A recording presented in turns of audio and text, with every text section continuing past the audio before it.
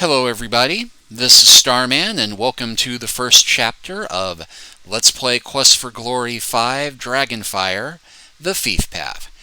Well, I'm having to do some different things for this game, technically speaking.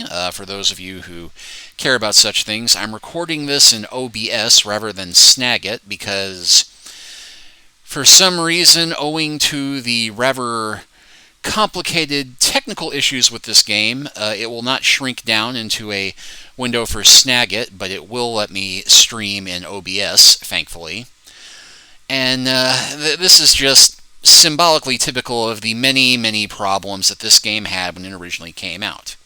It was the fifth and final Quest for Glory game, and it originally was not going to be made, but they finally did greenlight it at Sierra Online because all the fans got together and they put in, huge campaign demanding, Ken Williams, we want this game. So that was good. The bad news is that there were some caveats from the money people, and this was about the time that Sierra began trusting the money people more than the designers and began looking more at the market and saying, Diablo is popular, you should make a game like Diablo. The end result being that Quest for Glory 5 was supposed to have a multiplayer combat mode, which was in the demo for the game but didn't actually make it into the final game, which was rushed out with a lot of stuff missing, a lot of content cut. The net result being that this game is more RPG than an adventure game, and there is a heck of a lot more combat. Probably the biggest problem with the game was that it was originally designed to use voxel characters against pre-rendered backgrounds, and they got most of that work complete before 3D graphics accelerator cards suddenly became the big thing in the gaming industry, and they wound up redoing the whole thing at the last minute to take advantage of 3D engines. Which has the weird result that while earlier Quest for Glory games have a rather unique, timeless appeal, this one looks kind of dated because of the 3D software that they used. And they wound up having to use another new engine after spending a lot of effort trying to design their own and not using it, and it wound up leading to a whole bunch of problems. The biggest issue for my money, though, is that Laurie Cole had very little creative control as far as the writing went. Whole sections of her original story for this game got cut, and Corey Cole, instead of being the head programmer, got reduced to being a consultant on the whole thing. And there are a lot of things that got cut out. There were going to be a lot more cameos by the original characters. They were going to bring back all the gnomish jester characters for one scene. The wizard was supposed to get a familiar. The thief was supposed to be able to make money as an acrobat, in addition to the usual sneaking around stealing stuff. Acrobatics actually plays very little use in the game. In fact, leveling it up is a bit tricky, but we'll get to that in a bit. And the practical upshot of it is that unless you were a fighter, you didn't get nearly as much game experience as usual, whereas the earlier games you got a pretty even keel. I think that the thief got particularly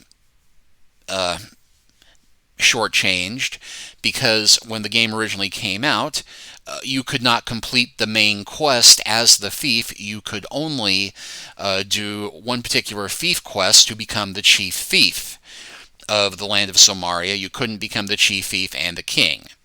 Now, they did patch that to fix it, but this led to another interesting issue, which we will get to, which brings up the other major shortchanging issue, which is that one of the major subplots of this game is that you are given the option to woo several women who you have met in your adventures, who you've helped along the way. And in theory, you're supposed to be able to romance any of them. The thief, unfortunately, can only romance two of them, which in one case does make sense, and yet doesn't at the same time because of the cut story elements, but I'm getting ahead of myself. So this is going to be a little bit messier than the earlier playthroughs. In fact, I'm having to start this from my desktop, which I have temporarily decorated with the Quest for Glory 5 Dragonfire logo, because this game launches us immediately into the opening screen, and the sound is such that I feel like I have to shout over it to be heard. Luckily, the game itself lets you control the volume a little bit better, and one thing the game does do better than any previous Quest for Glory game, although they were good in this regard, the music. The music was put together by an Emmy Award-winning composer, and you can hear it in this one. But let's go ahead and get started and play the opening movie and enter into the land of Silmaria.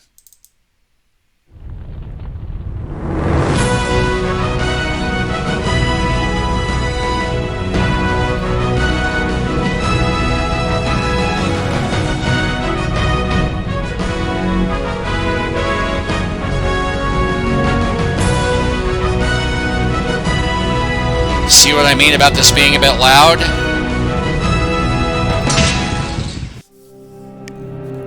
Silmaria was a peaceful kingdom nestled among 100 islands, until the dragon came. The beast rose from its ancient lair and plunged the land into chaos. 7 pillars were raised and enchanted with spells from ancient scrolls. The pillars were placed throughout the kingdom. As each one rose, the dragon became weaker. This powerful enchantment drove the dragon into its lair. But remember, dragons live a long time, and once angered, they do not forget. Years of peace have come and gone, and most have forgotten the dragon's reign of terror. But there are those who do remember. And for one in particular, the past is seen as the key to the kingdom. I have seen a vision that the blood of a murdered man will break the ancient spell and free the dragon from its tomb. And as the pillars fall, dark fingers of evil will reach out across the land.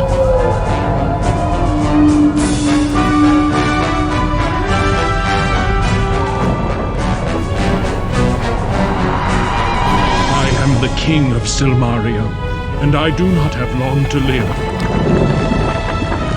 An assassin has been unleashed to kill me, and an army of evil terrorizes the countryside.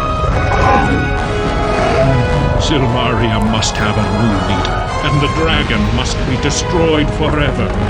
Only a hero can save the kingdom. I pray one will come in time.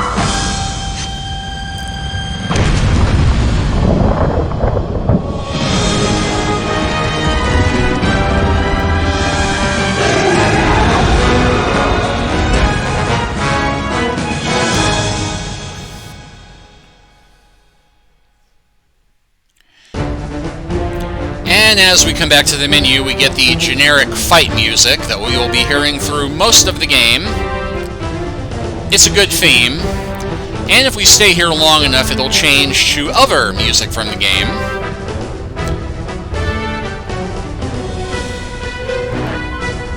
But we're not going to wait around.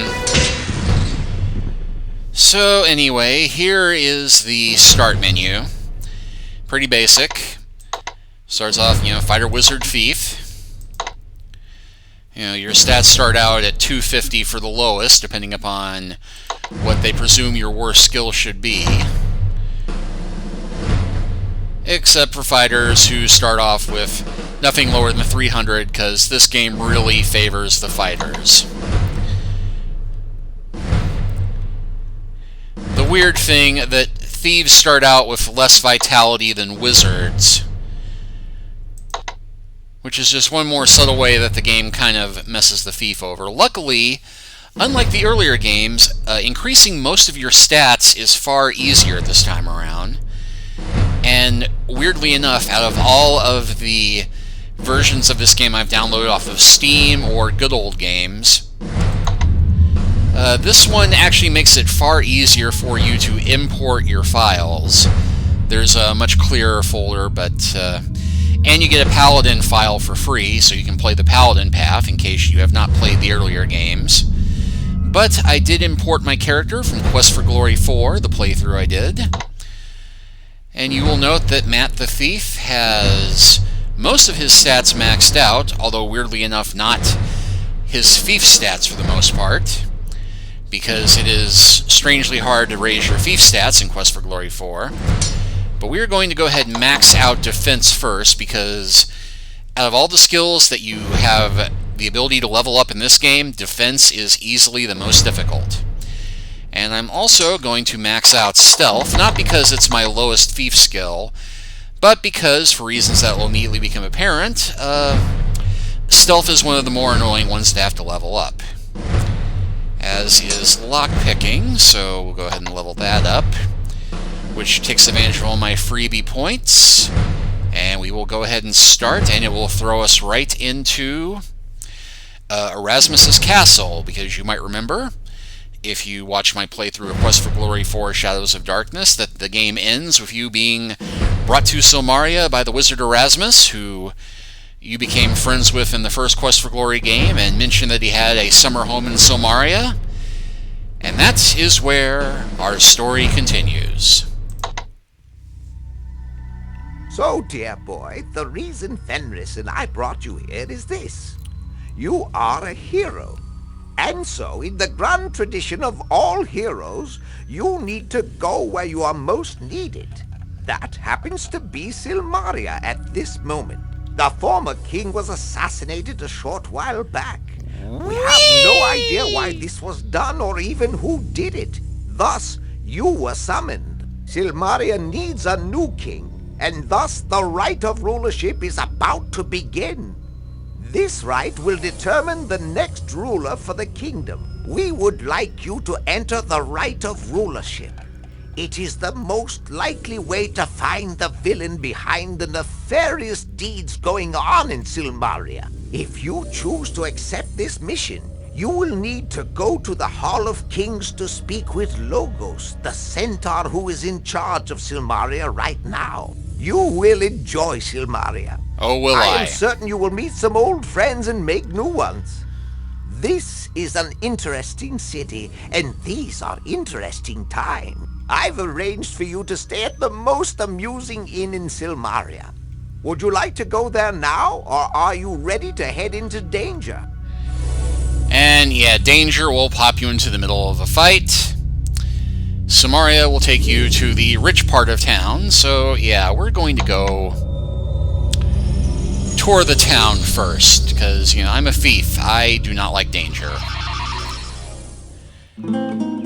Alright, so our manipulation system has been dumbed down. We now have right-click for eye to look at things. This looks like a wizard's hat. Do you suppose that's magical? Duh. This is a very strange area. You have a strong suspicion that magic is involved here. And we hit the K button to sneak. Like a bridge over quiet waters. But I was actually trying to load inventory, which we do not have most of our gear that we left Silmaria with. In fact, we've only got a single dagger, or the gear we left Mordavia with, but we've got 200 drachmas, somehow, a tinderbox, which we didn't have before, some fresh fruit, which we didn't have before, leather armor. We do, however, have the imitation blackbird that we got from the Monastery of the Mad Monk, and a Acme Thieves Toolkit.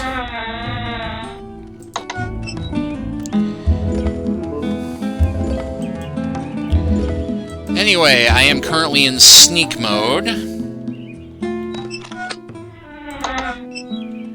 I'm trying to load the compass. And yes, this is how we boost our acrobatic skill, because we do have the option of doing unarmed combat until we equip our weapons and armor.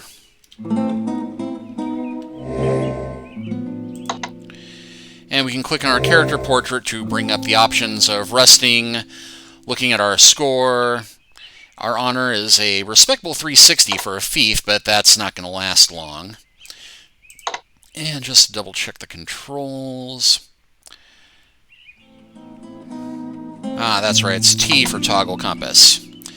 Because keeping track of the time is much more important in this game than in earlier ones, because there are some businesses that will not open until certain times, and we no longer get the handy-dandy is now midday, is now mid-morning. For example, the Coliseum here usually doesn't open up until 6 o'clock at night, but it is currently open because we're about to run into an old acquaintance.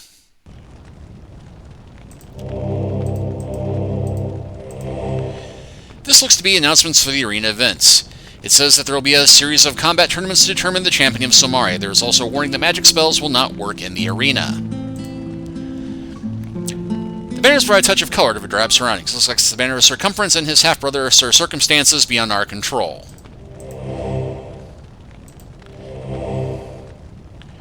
But yeah, as you can see, the sneak option slows down your movement considerably.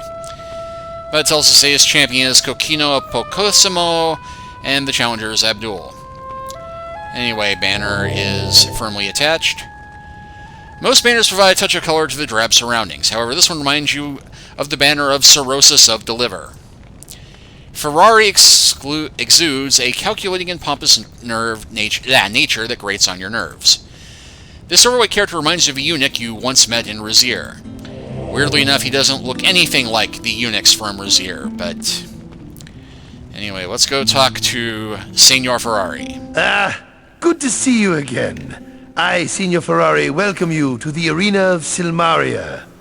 Here we are holding gladiatorial combats each evening for the next few weeks. You may come each evening to witness these displays of man's most brutal nature. It costs but 5 drachmas to observe the spectacle of combat. If you wish to do more than just observe, you may bet upon the outcome of such battles at the Dead Parrot Inn. However, I observe you're a man of action. Not really. Perhaps you would like to participate. Not really. There is a prize purse worth winning. I do like money, but I'm not a fighter. As always, it is a pleasure to again be in your company. I am hoping to see you compete in this. It will be a pleasure to witness your skills in action. Especially because he's probably betting on me. It is a fine place to observe the strengths and frailties of your opponents. I am presuming, of course, that you wish to participate in these barbaric and brutal acts of violence. Well, we do, but only because there's a way to make money off of it. The betting board in the Dead Parrot lists the champion for the week and the challengers for the winner's prize. You may bet 10 drachmas or more upon either.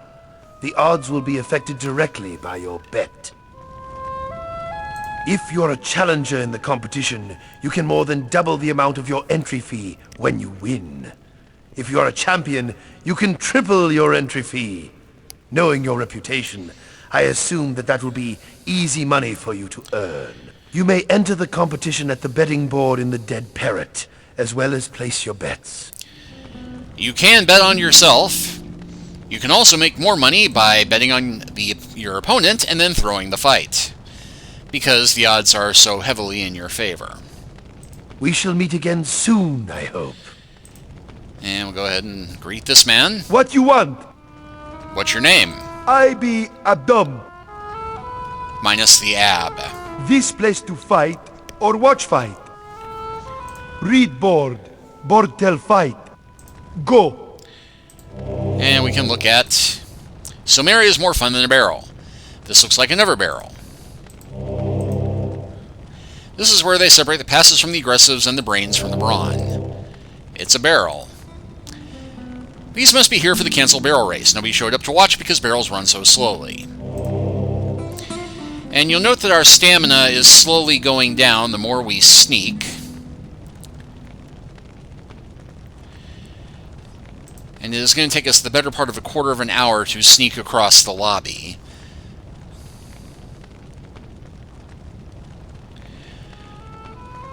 So this is why I will not be sneaking much on camera unless it's during a part that requires me to sneak, because otherwise this is going to take forever.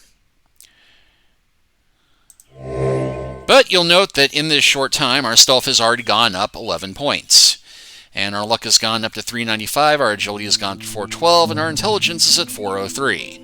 So, the short bit of sneaking we've done has already ensured that we won't have to do this much longer. At any rate, we're up on Knob Hill, which is the ritzy part of Silmaria. There is a house here, which, spoiler, we're going to rob later.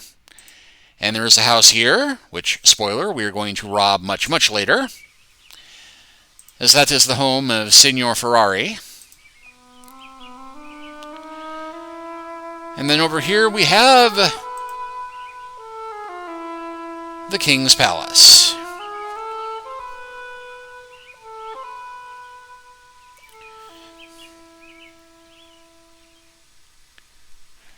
Where, strangely enough, another old friend is waiting for us.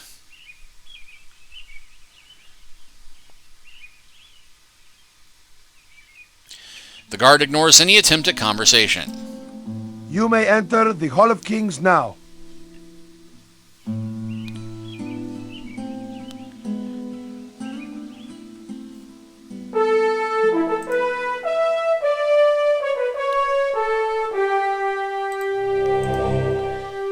This is the banner of cooperation and competition, the virtues of sportsmanship. This looks like the banner of courtesy and civility, the virtues of counsel. You see the banner of peace and harmony, the goal of good government. You know what this banner means. This is the banner of nobility and pride, the symbol of kings. This is the banner of subtlety and grandiloquence, the skills of a diplomat.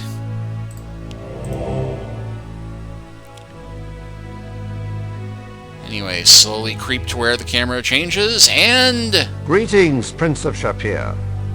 I am Logos, Counselor to Rulers and Speaker of Silmaria. Welcome to the Kingdom of Silmaria. I have heard much of you from your friends Erasmus and Rakish. Greetings, my friend. It is good to know that you are here. This land needs a hero of your abilities. I trust you understand why you were summoned here. The rights of rulership need one more entrant before it can begin. All other competitors are worthy individuals. However, I suspect that these rights will be more dangerous than they are intended. We believe that the one or ones who assassinated the King of Silmaria will attempt to make certain the contestant they support will win. You must understand that your life will be in grave danger from the moment you enter the Right of Rulership. We will be doing everything we can to stop the assassin, but you need to be wary. Hero of the lands of Shapir, Tana, and Moldavia, will you enter the Rights of Rulership? You left off Spielberg. You left out the main one, too. Anyway, we can greet Logos. It is an honor to meet you. An interesting footnote, after all the great emphasis upon the conversation skill in earlier games, it no longer plays into this at all. Which is unfortunate because this game also introduces the novel touch that after you ask something, it highlights in yellow, so you don't have to go through the same conversations over and over. I am the Speaker of Silmaria. I am the voice of the king and of the people. I will make certain that only the most worthy shall attain the rulership of this kingdom. That is my duty and my honor. Duty. Rakish and I have been friends for many years. When the king was assassinated, I contacted him through Erasmus for his wise counsel. Both Rakish and Erasmus mentioned you and spoke of your worthiness. Alright, ask about the Right of Rulership. The Rights of Rulership is a series of quests that will aid Silmaria. 5 individuals will compete to complete these quests. The one who accomplishes the most will be judged worthy to become king. To enter these rights, you must first contribute 1,000 drachmas to the rulership fund. This can be done at the Bank of Silmaria. Your father, the Sultan of Shapir, was informed of this by myself and my wife, and has contributed 300 drachmas toward your entrance in the rights. Erasmus and I have each deposited another 100 drachmas. Alright, ask about the quests. During the Rights of Rulership, All quests will be announced one at a time. Some rites can be fulfilled by only one person. Other rites cannot end until all contenders accomplish their assignment. A more detailed explanation of the rites will be given when the rites of rulership begin. We await your entry into the contest. So, translation, until you actually get the 1,000 drachmas to enter the contest, you are free to explore the city at your leisure and work on all of the other quests leading up to the main storyline, which is a handy thing that does let you get all your stats leveled up and taken care of before you have to worry about the serious stuff. The Bank of Silmaria is located in Town Square. The bank manager will be expecting you and explain the right fund. Yes, they're going to see if I have the right stuff. Ha ha! The Sultan Harun al-Rashid has sent a letter of recommendation about you. He says you would make a most splendid king, to use his words. He also sends you his blessing and trusts you will choose the future you wish to fulfill. Ask about Silmaria? Our kingdom of Silmaria consists of the Isle of Merit and the outlying islands in the center of the Med Sea. The city of Silmaria was built upon the prime port of this island and is a thriving center of trade for the world. Well, if you ignore the fact that there's only 3 merchants in the street and 2 stores and a bank. Merit is a large volcanic island that is said to have risen when Atlantis fell. It is mostly rock and seashore, rising steeply to the peaks of Mount Draconis. In the caldera of Draconis is the most inaccessible Lake Moray. The entire island of Merit is the base of Mount Draconis. Draconis is too steep to climb, and though there are trails that traverse this island, most of Merit is uninhabited, save for the isolated fishing villages along the coast. Lake Moray rests in the heart of Mount Draconis. It is said to be linked to the sea, for it rises and falls with the moods of the tides. However, few have seen the lake other than by magic. Draconis is unclimbable. And we can ask about Atlantis. Atlantis was a kingdom that sank beneath the sea in a disaster eons ago. It is said that the inhabitants were transformed into tritons and other sea creatures. The city of Silmaria is built on various levels. It was designed as a defensible fortress in the days when wars were more common. However, this city has been a center for peace and prosperity for generations. We have had no need for an army, and have none. Unfortunately, Merit has been invaded by Hesperian mercenaries. They have taken the outlying fishing villages. We do not have the force to drive them away. When was your island invaded? 2 days after the king was assassinated. We do not presume this is a coincidence. However, Silmaria has the resources to withstand a siege, and has never in its history fallen to invasion. Ask about the islands. There are many small islands that surround Merit. They are mostly uninhabited, save by animals and monsters.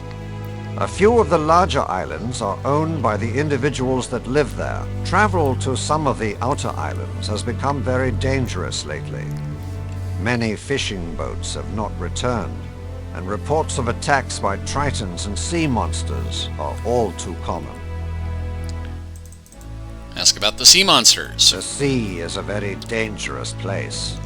There are many fierce creatures that prey upon anyone foolish enough to swim far from shore. And the Tritons. The Tritons are half-human, half-fish people who live under the sea. We have been at peace with their people for generations. We have no idea why they now turn against our fishermen. Well, ask about the assassin. The assassin used a poisoned dagger to kill our king. The poison is very deadly and unknown to our healers. Unless an antidote is administered immediately, the victim is dead within a minute. Even with an antidote, Unless the victim has a very hearty constitution, he will remain unconscious for weeks.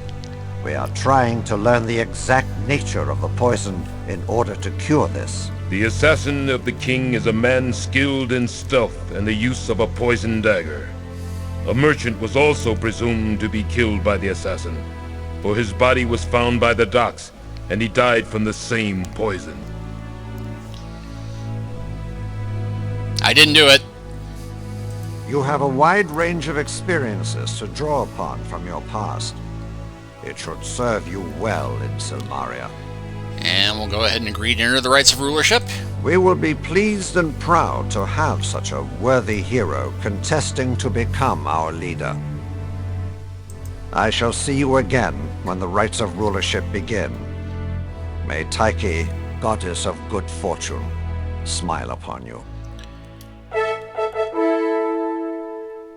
And I forget if it launches immediately into Rakesh talking with you.